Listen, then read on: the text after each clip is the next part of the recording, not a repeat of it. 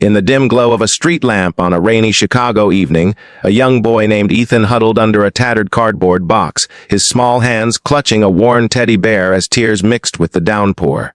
He whispered to himself that tomorrow might bring a warm meal, but deep down the 8-year-old knew the streets had stolen his hope long ago, ever since his mother's illness forced them from their tiny apartment. Little did he know, across town, a single act of noticing would spark a chain of compassion that would wrap around his fragile world like a blanket, uniting strangers in a symphony of kindness that echoed the very unity he craved. Sarah Thompson, a dedicated elementary school teacher in her mid-30s, had always believed in the quiet power of small gestures. With her warm brown eyes and a smile that could light up the gloomiest classroom, she spent her days nurturing young minds in a bustling neighborhood school. But lately, life had tested her own spirit. Her husband, David, had lost his job at the factory 6 months earlier, and the bills piled up like autumn leaves. Still, Sarah found solace in volunteering at the local soup kitchen on weekends, where she served hot meals to those forgotten by the rush of city life.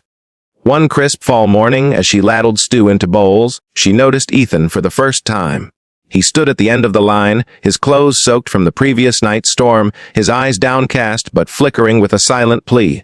Sarah knelt down, her voice soft as she asked if he was okay. Ethan nodded shyly, but his trembling lip told another story.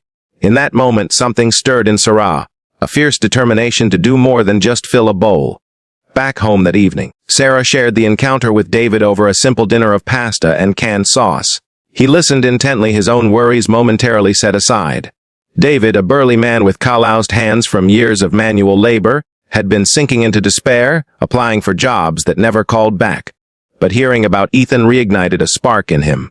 "What if we started something bigger?" he suggested, his eyes lighting up for the first time in weeks. A community drive to feed not just a few, but all the homeless in the neighborhood. Sarah's heart raced at the idea. It was ambitious, perhaps even reckless given their tight budget, but the thought of Ethan's face fueled her resolve. They decided to begin small, posting flyers at the school and local shops, calling on neighbors to donate food, time, or whatever they could spare. Word spread slowly at first, like ripples in a pond. The challenges mounted quickly. The community center they hoped to use for the event was booked solid for weeks, forcing Sarah and David to scramble for an alternative.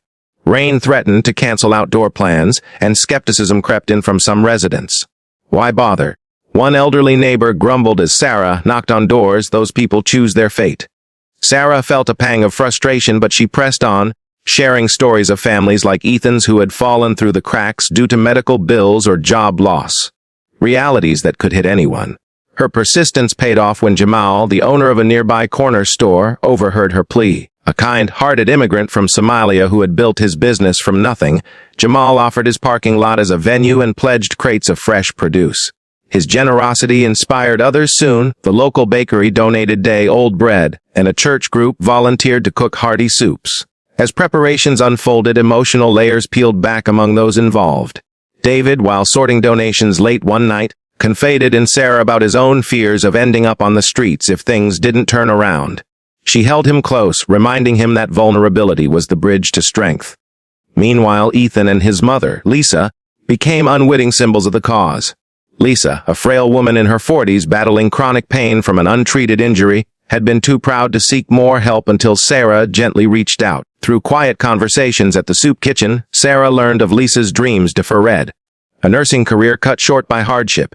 In turn, Lisa shared tales of resilience, like the time she sang lullabies to Ethan under bridges to drown out the city's noise.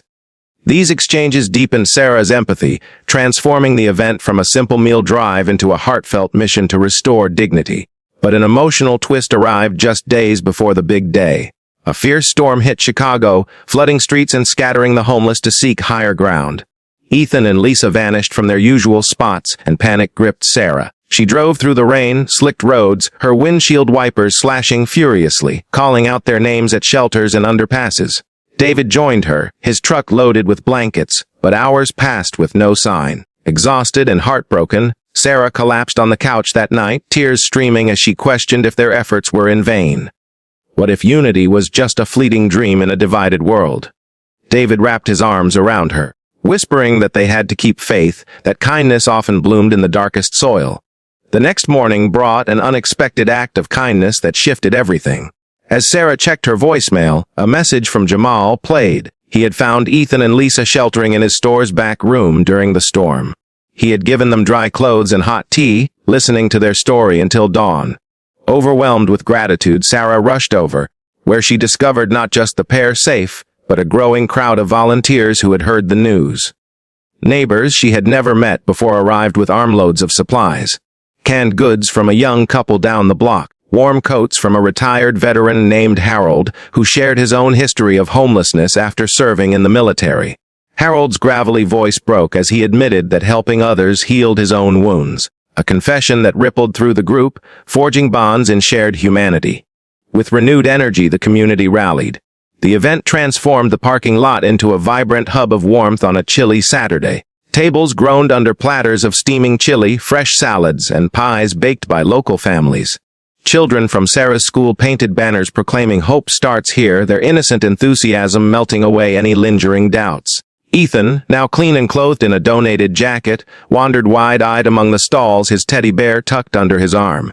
Lisa sat at a table, chatting with volunteers who offered job leads and medical referrals, her eyes shining with possibility for the first time in years.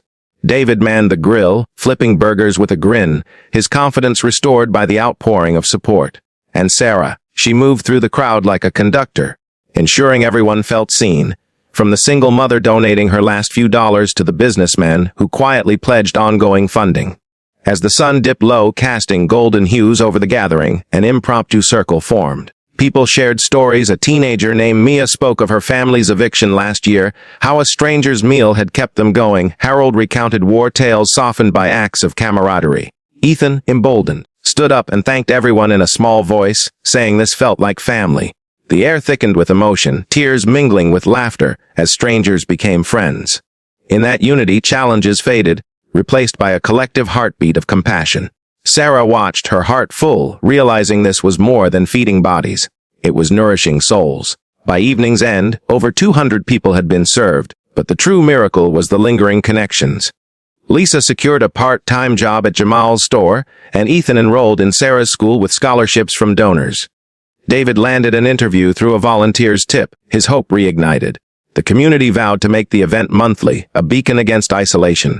As the last volunteers packed up, Sarah reflected on how one rainy night had led to this tapestry of kindness, proving that when hearts align, even the coldest streets warm. In a world that often feels divided, stories like this remind us of the profound impact of coming together. A single spark of compassion can ignite a fire of unity, feeding not just the hungry but the human spirit. If this tale touched your heart, give it a like to spread the warmth, subscribe to Pure Kindness Stories for more uplifting narratives, and share it with someone who needs a reminder of hope today. Because kindness isn't just an act, it's the thread that weaves us all into one beautiful community.